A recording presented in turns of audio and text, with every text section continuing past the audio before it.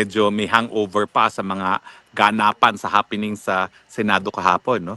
Pero sa totoo lang po, ako naman po ay talagang humanga doon sa ating mga senador, lalong-lalo na kay Senate President Alan Peter Cayetano dahil pinanindigan nila yung reputasyon at integridad ng Senado at talagang sila'y nanindigan, no, na hindi po pwedeng inaatake ang Senado dahil ang Senado ay hindi lang institusyon na importante sa demokrasya, siya talaga ay simbolo ng demokrasya sa Pilipinas. Sa totoo lang, kaya naman meron tayong dalawang kapulungan ng Kongreso, yung Kongreso nga at saka yung Senado, dahil ang Senado ay binubuo ng 24 senador na ang mandato ay galing sa taong bayan gaya ng mandato ng presidente. Sa katunayan, mas marami mga boto siguro nakuha si Robin Padilla bilang number 1 na senator kesa kay Marcos Jr., no? Dahilan kung bakit ang mga senador naman ay pinanindigan yung pagiging independyente ng senador bilang isang institusyon kasi nga po ang kanilang mandato ay galing talaga sa taong bayan, diretso. At kung bilangan lang ng boto ang pag-uusapan, karamihan ng senador, mas marami pa talagang nakuhang boto kesa sa presidente. Kaya sa ating kasaysayan, maaasahan natin ng senador na itaguyod ang kapakanan ng sambayanan, lalong-lalo na kapag merong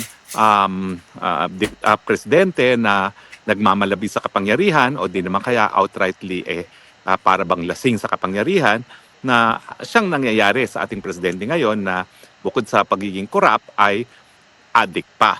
Pero ang importante talaga kahapon na patunayan natin na bagamat mga bagong henerasyon na ang bumubuo ng senador, maasahan pa rin natin ang ating mga senador at ang Senado bilang institusyon, maasahan natin para pangalagaan ang ating demokrasya dito sa ating bayan. Pero ngayon naman, pag-usapan natin, ang kaguluhan kahapon ay dahil sa ayaw nila hindi aminin dahil gusto nilang arestuhin si Senator Bato. Ang tanong, pugante ba talaga si Senator Bato na dapat maaresto? Ang kasagutan ay binigay na ng Senado. Nagpasa sila ng resolusyon. Yan ay pinagbutuhan sa plenaryo at therefore is an official act of the Senate. Ang sabi nila, hindi pugante si Bato hanggang walang warrant of arrest na nanggagaling sa lokal na hukuman. At tama naman po sila dahil sa ating saligang batas, iisa lang ang judicial power ay naka-vest sa Supreme Court ng Pilipinas. Wala na ibang hukuman ang pwedeng mag-exercise ng judicial powers. Ang exception na lang dyan ay kung pumayag na tayo sa tratado. Pumayag tayo nung minsan na maging kasapi ng ICC pero bumitiw na nga po tayo. Kaya nga sinasabi natin wala nang jurisdiction talaga ang ICC sa Pilipinas. So, kung ang warrant of arrest sa ICC ay balido or may visa dito sa Pilipinas, natural pugante si Bato. Pero ang katotohanan, nakasaad sa saligang batas judicial power shall be vested only in one Supreme Court and such lower courts that may be created by law. Hindi naman po binuo ng lokal na batas ang ICC, so hindi po yan lokal na hukuman. Wala pong warrant of arrest na po pwedeng isilbi kay Bato dito sa Pilipinas. Ibig sabihin, hindi siya pugante. Hindi nga siya dapat magtago.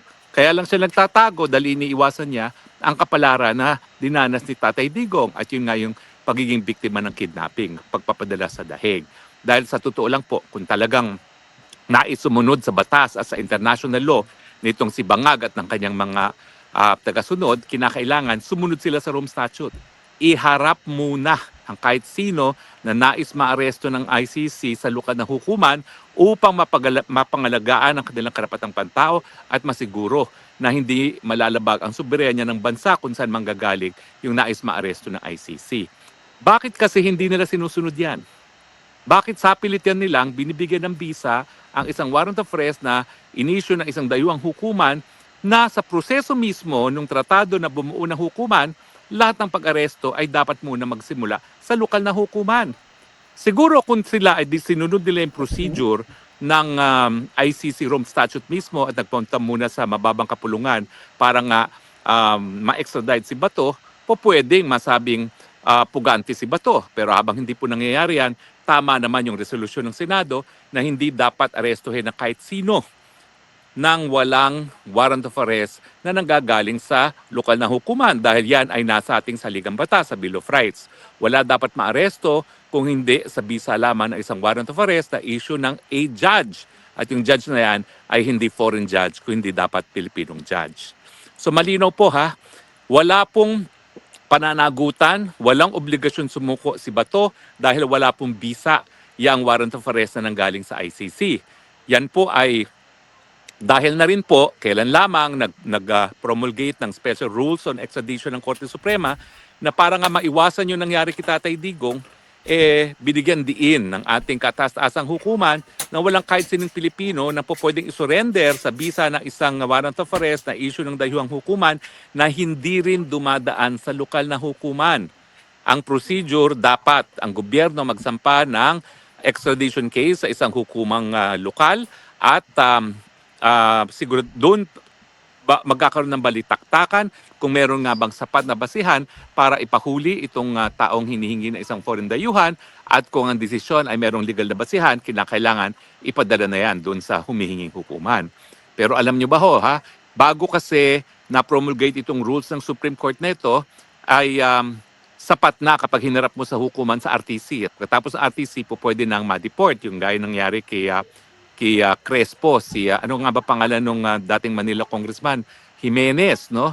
Matapos siyang maharap sa RTC at nagkaroon ng desisyon na dapat siya ma-extradite, finally and executory na yan. Hindi po. Sa bagong rules ng ating Korte Suprema on extradition, kinakailangan maging pinal ang desisyon na yan. Ibig sabihin, kinakailangan antayin hanggang matapos ang pag-apila sa Supreme Court, no, nung desisyon ng local court na mag-extradite ng isang tao. Ngayong malinaw po na hindi pugante si Bato, anong bang krimen ang nangyari na po pwedeng ginawa ni Bato o di naman kaya ng Senado nung pinayagan nilang umalis si Alan Cayetano? Ang batas po kasi na nagsasabi na kapag ikaw ay nagtago ng isang pugante o ikaw ay pinirevent o pinagbawal ang paghuli ng isang tao ng mga alagad ng batas ay ang tinatawag na obstruction of justice. Yan po ay pinapatawan ng parusa sa pamamagitan ng isang presidential decree na na-issue na mayroon pang kapangyarihan si Marcos Dictador na magpasa ng mga batas. Pero pansinin niyo po, dahil nga wala namang legal validity, walang bisa yung warrant of arrest ng ICC, paano magkakaroon ng obstruction of justice? Ang obstruction of justice kapag ang mandamiento de aresto ay nanggaling sa lokal na hukuman, gaya nung warrant of arrest against Trililing, gaya nung warrant of arrest against De Lima. Pero ang mga foreign warrant of arrest, hindi po pwede mabigyan ng bisa sa Pilipinas. Gaya ko po ngayon dito sa Austria. Maski meron akong warrant of arrest sa Pilipinas, hindi nila po pwedeng isilbi sila yung warrant of arrest sa akin. Kasi nga po, walang bisa yan sa ibang bansa. Gaya ng walang bisa din ang warrant of arrest ng ICC sa labas ng mga teritoryo ng mga miyembro ng ICC na hindi na nga po tayo naging miyembro.